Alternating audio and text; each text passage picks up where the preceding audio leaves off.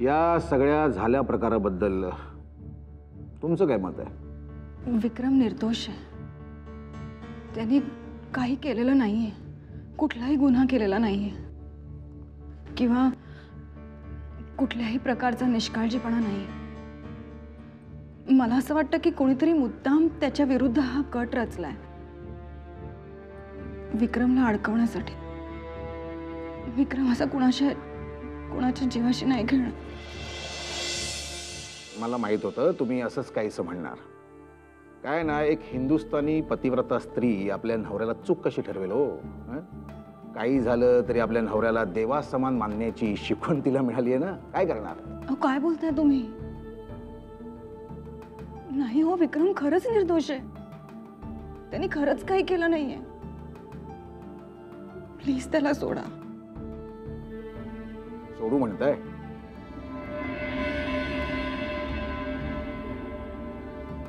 पण कायद्याच्या दृष्टीने तो गुन्हेगार आहे आणि मला विचारेल तर मलाही तसंच वाटतंय. चौकशी चालू आहे आणि लवकरच ते सिद्धही होईल.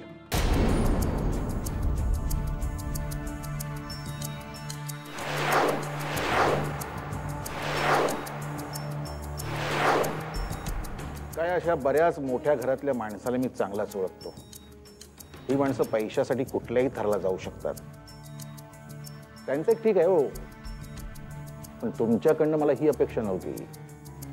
तुम्ही एका संस्कारी कुटुंबातले आहात, एका आदर्शवादी माणसाची नात आहात तुम्ही, जो कायम सत्यासाठी लढला. त्याच्या सावलीत तुम्ही लहानाच्या मोठ्या झालात. असं असतानाही एका गुन्हेगाराला तुम्ही पाठीशी घालताय का? तो तुमचा नवरा आहे म्हणून?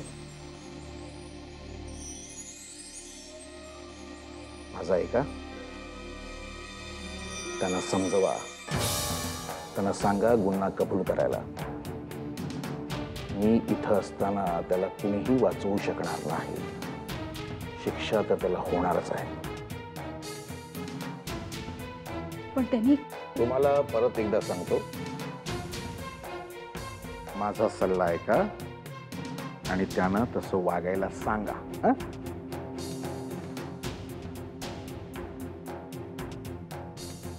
कदम साहेब, तुमचा काहीतरी गैरसमज होतोय.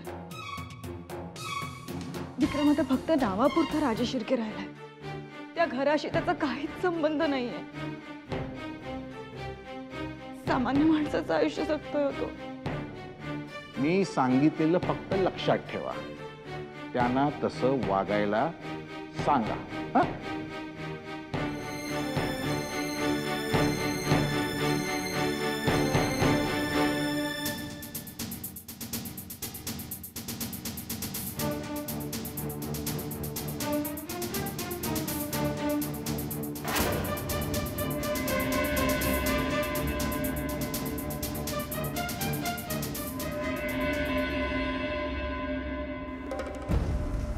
विक्रमला अटक झाली असतानाही तुम्ही असे शांत बसून राहणार आहात का? मग मी काय करावं तुझं म्हणणं आहे? माझं म्हणणं काही नाहीये, पण साईमान पासून घरातला प्रत्येक माणूस विक्रमच्या सुटकेसाठी तुमच्याकडे आशेने बघतोय आणि तुम्ही काहीच प्रयत्न नाही केलेत तर शेवटी साईमानच्या प्रश्नांना तुम्हाला उत्तर द्यायची. आम्ही प्रयत्न केल्याने त्यांची सहजासहजी सुटका होणार असं तुम्हाला वाटतंय का? सांग ना.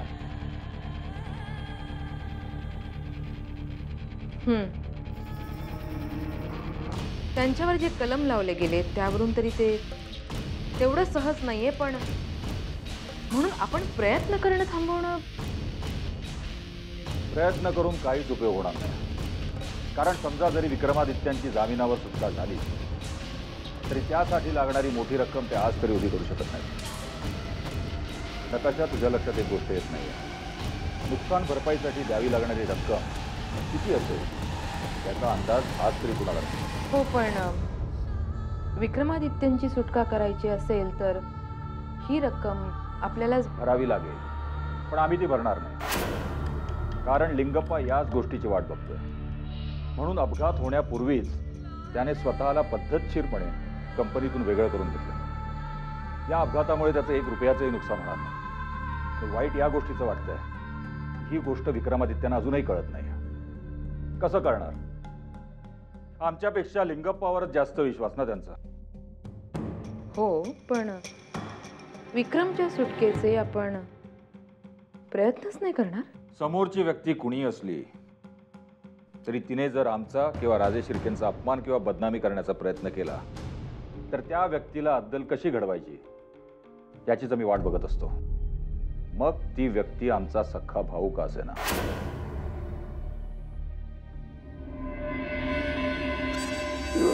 महादेव, हे काय दिवस दाखवलं रे मला. मी असं काय वाईट केलं कुणाचं मग हे बघायला मिळालं मला. नाही, मला नाही सहन होत रे. लिंग बस विक्रम, अशा ते सिच्युएशन मध्ये तुला मी बघू शकत नाही. आम्ही खूप खूप विचार केला कसं काय तुम्हाला ह्याच्यातून सोडवायचं म्हणून. हे आमच्या कंपनीचं एक फार मोठं वकील, मोठमोठं मॅटर त्याने सॉल्व्ह केलेलं, ते टॅलेंटेड इंटेलिजंट वकील आम्ही देणार. पण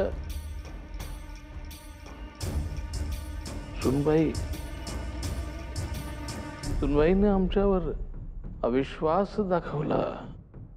नाही म्हणलं ते नील तुमचं भाऊ दुसरं वकील बघणार म्हणाले. काय करणार? मी प्रयत्न केलं. तुम्ही माझ्या लहान भावासारखं तुमच्यासाठी नाही प्रयत्न करणार तर कोणासाठी करणार? मी कंपनीचं वकील नाही म्हणाले सुनबाई. का? ब्लड रिलेशन नाही ना तुमच्याशी. बरोबर आहे त्यांचं. ब्लड रिलेशन नाही ना आमचं. ते तुमचं वाईफ, ते नील तुमचं भाऊ. आमचं तुमचं ब्लड रिलेशन नाही म्हणून आमच्यावर कोणाचा विश्वास नाही. ते दिवसापासून आम्हाला झोप नाही लागलं विक्रम. खरंच सांगतो. लिंग बस लिंग बस काय बोलताय तुम्ही? तुम्ही समस्या तसं खरंच काही नाही. तो वकील फक्त नील भैयांच्या ओळखीचा आहे म्हणून. आणि हे बघा, इतर कोणाचा तुमच्यावर असो नसो पण आमचा मात्र तुमच्यावर पूर्ण विश्वास आहे, जसा तुमचा आमच्यावर आहे. आणि हा विश्वास कायम तसाच राहील. तुमच्याकडून आम्हाला हेच एक्सपेक्ट होतं. बघा, तुम्ही आता काही बी काळजी करू नका. मी सोडवणार तुम्हाला. बघत राहा. Just relax relax.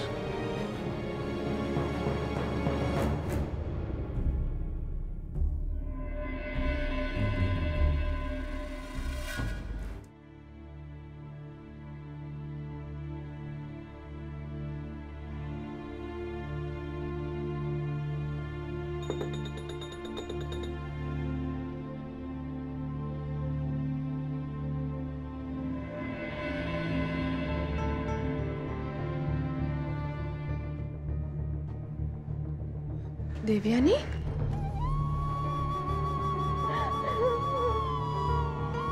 शांत हो देवयानी. हे बघ, आज चला दे. चल.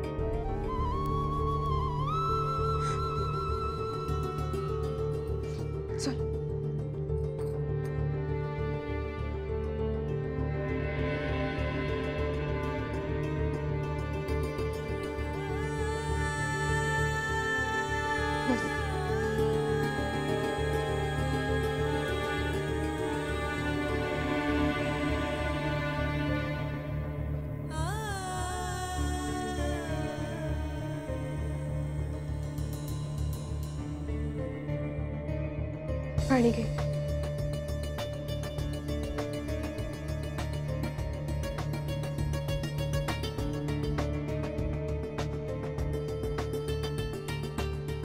विक्रमला भेटून आले वहिनी. त्याची ही अवस्था मग होत नाहीये. विक्रमची खूप काळजी वाटते. हे बघ देवयानी, काही दिवसांचाच तर प्रश्न आहे, हो की नाही?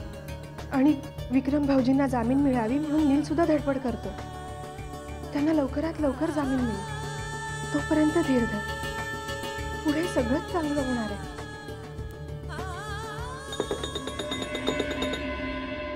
तू बस, मी बघते.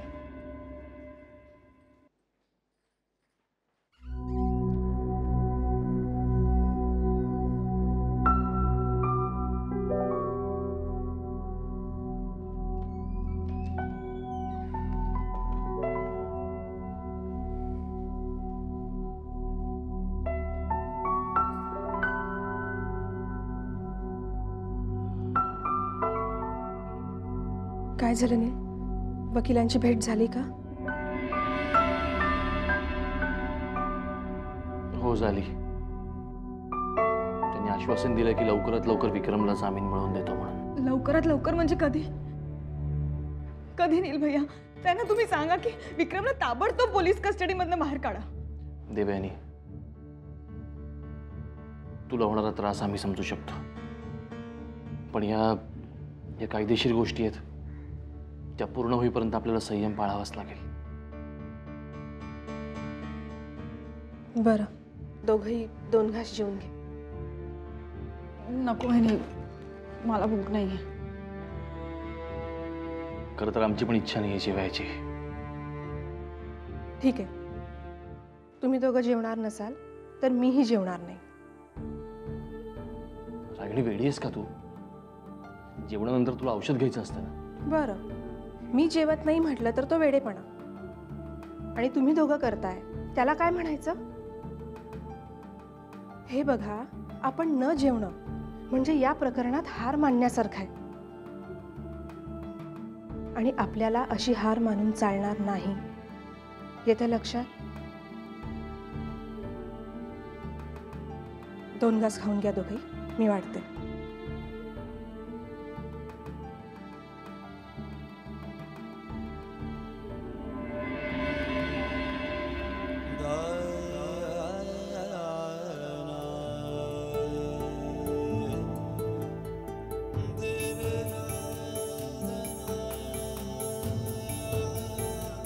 चल दे,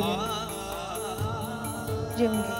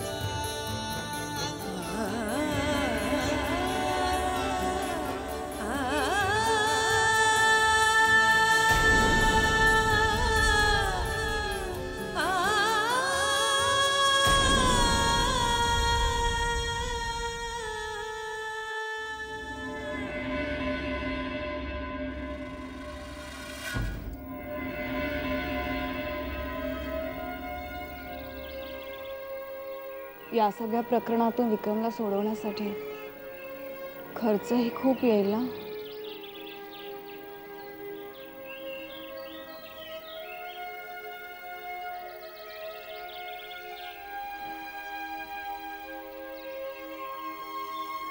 देवयानी, किती खर्च येईल किंवा लागणारा पैसा कसा उभा करायचा याची काळजी तू करू नकोस. आम्ही आहोत ना.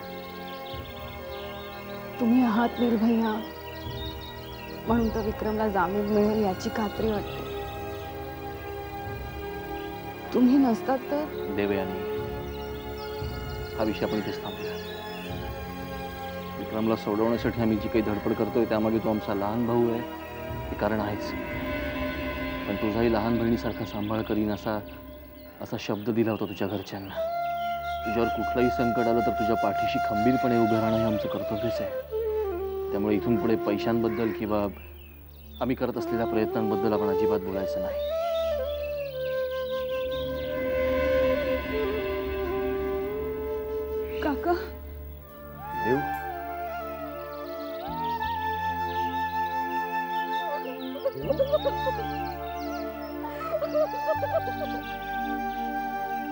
देऊ काय झालं?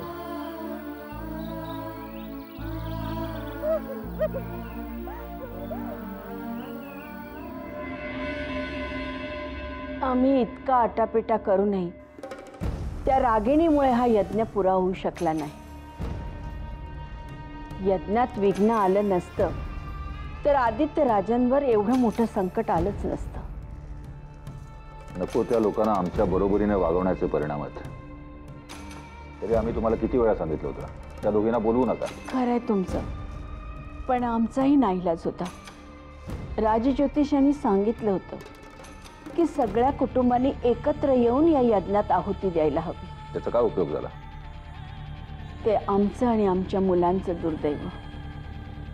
त्या मुलींनी आमच्या दोन्ही मुलांचे आयुष्याची राख रांगोळी केली. राजघराण्यात जन्मलेली आमची मुलं सामान्यपेक्षा सामान्य जीवन जगतायत.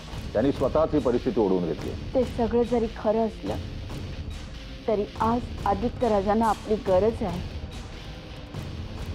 रणवीर राजे, तुम्ही त्यांच्यासाठी काहीच करणार नाही आहात का? आम्ही काय करणार? आदित्य राजे यातून बाहेर कसे पडतील याचा विचार तुम्ही नाही तर कोण करणार? माफ करा साईमा, आमच्याकडून भलत्या चलत्या अपेक्षा ठेवू नका. रणवीर, साईमा, त्यांनी स्वतःसाठी खड्डा खोदलाय. आम्ही अनेक वेळा लिंगपाबद्दल सावध करूनही त्यांनी आमचं ऐकलेलं नाहीये. आम्हाला त्यांच्याबद्दल का सहानुभूती वाटावी? ते तुमचे भाऊ आहेत. हे बघा, नाती त्यांनीच तोडली आहेत. यज्ञाच्या दिवशी ते कसे वागले तुम्ही पाहिलंच आहे. रणवीर, हे सगळं मनात ठेवून चालेल का? आज आदित्य राजानं जर आपण मदत केली नाही तर त्यांना सजा होईल. रणवीर, साईमा, त्यांनी चूक केली आहे. त्यांना सजाही झालीच पाहिजे. त्यांच्यासाठी आमच्याकडे रद्दबदली करू नका. आम्ही काही करू शकणार नाही. आमचा नाईलाज आहे.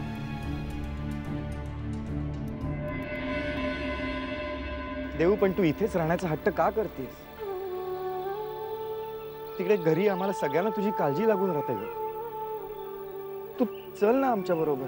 काका, तू खरंच माझी काळजी करू नकोस. मी एकटी नाही आहे. नीलभाई आणि रागिणी वहिनी आहेत ना माझ्या बरोबर.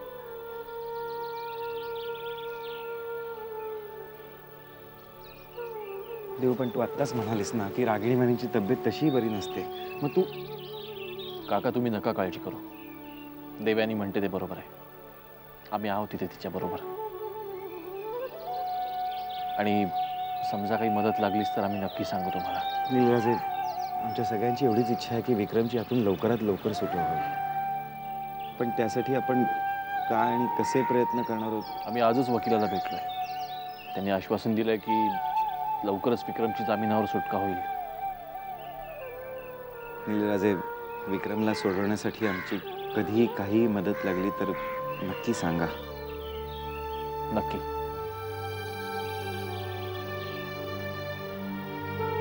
देऊ, मला निघायला हवं.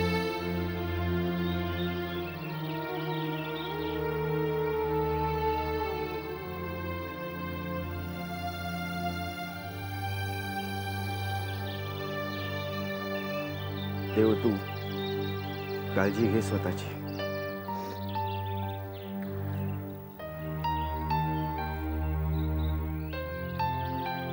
काका, तू खरंच माझी काळजी करू नकोस. आईला फक्त सांग की टेन्शन घेऊ नकोस आणि आईची काळजी. येऊ मी?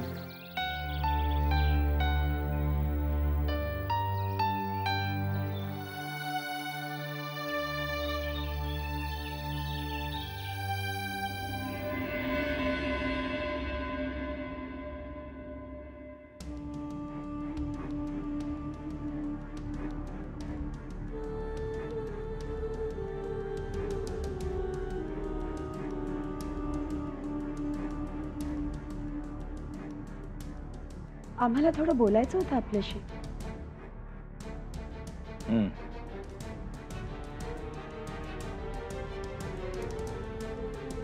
विक्रम भाऊजींचं काय करायचं ठरवलं आपण? आपण काय करणार? काय करणार? असं म्हणून कसं चालेल? आपण नाही तर कोण मदत करणार त्यांना? परिस्थितीच्या कोंडीत सापडलेत ते, एकटे पडलेत. त्यांना आपल्या मदतीची गरज आहे.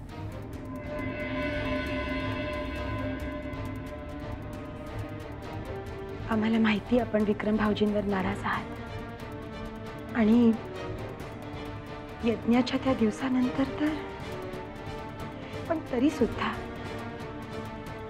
या वेळेला आपण मोठेपणा घेऊन त्यांना मदत नको का करायला? तुम्ही आम्हाला एवढं कठोर समजू नका प्रियदर्शनी.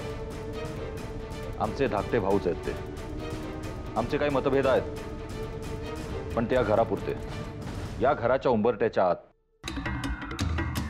बाहेरच्या जगात त्यांना जर काही त्रास होत असेल तर त्यांना मदत करणे आमचं कर्तव्यच आहे.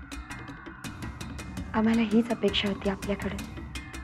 मग आपण सोडवणार ना विक्रम भाऊजींना?